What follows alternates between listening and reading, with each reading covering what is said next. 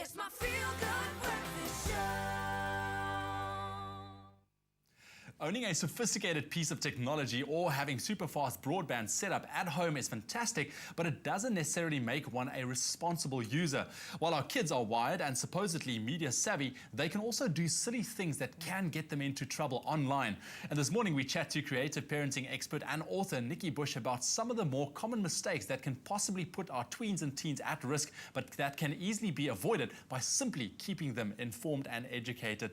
Nikki, thank you so much once again for joining us and helping us understand this tech and media world, in terms of being parents and how to go about that. And I think one of the things that kids really have access to is information, cell phones, tablets. What are some of the traps that they can fall into? And you mentioned the word mistake, Ewan, and these are mistakes. They're not intentionally necessarily looking to get into trouble. But the first one would be passwords. And if you've got a cell phone, it needs to be password protected. Many kids do not have a password protected phone. If it isn't protected with a password, any of your friends can pick it up and then they can upload, download, do whatever they like, use up your data, maybe download stuff that you wouldn't download that could get you into trouble. So that's the important thing. And then the other trap is that children give their BFF, their best friend forever, their password, and they let their friend use their phone. And that's not good, safe practice. The other thing is to choose a good, secure password. Often kids are using 1234. Yeah, which is just quick and simple. Or I love you. Oh, wow. These are really common ones, some of the most common ones. Now, everybody's going to try those two before they try anything else. And depending on what you're putting out on social media, people can start guessing, like your favorite holiday destination might be your password. So be careful of what password you actually choose. So I think a lot of focus and emphasis need to go into getting your personal privacy settings in order.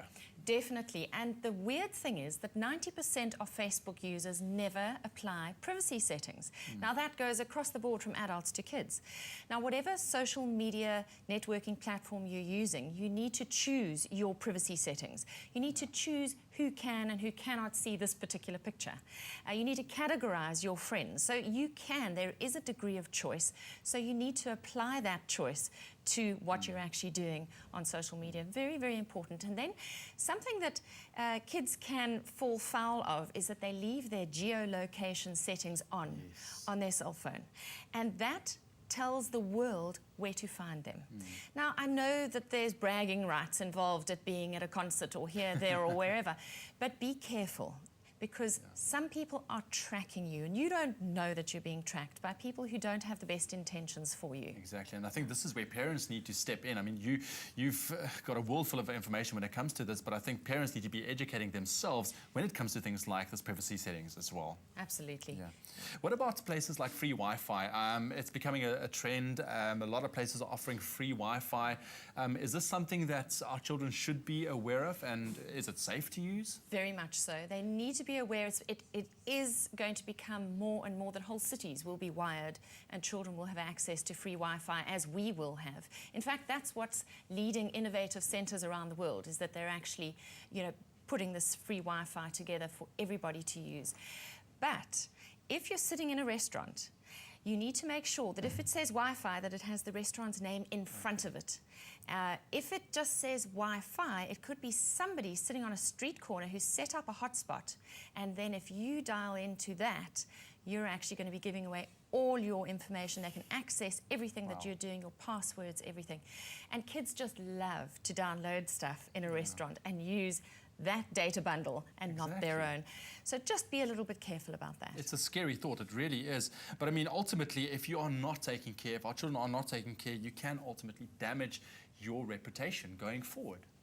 You so can, and very much the visual stuff, so photographs, video uploads that you're putting up of yourself, you and your friends, those are the things that they're so visual, people will remember them. So we really do need to teach our kids to be careful what they're uploading, because the internet remembers everything. There are multiple copies of the internet made every single day, cached, backed up. So even if you delete something today, it was there yesterday, and you don't know who has shared it on their timeline Exactly. already. So you can delete, but it's still there. And people who are doing proper searches know how to find stuff, very old stuff.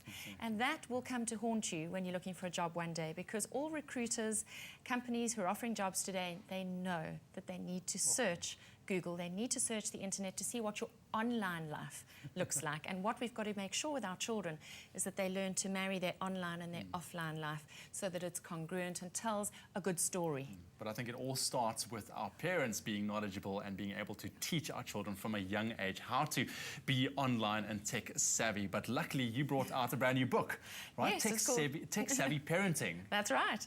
And it's available now in bookstores.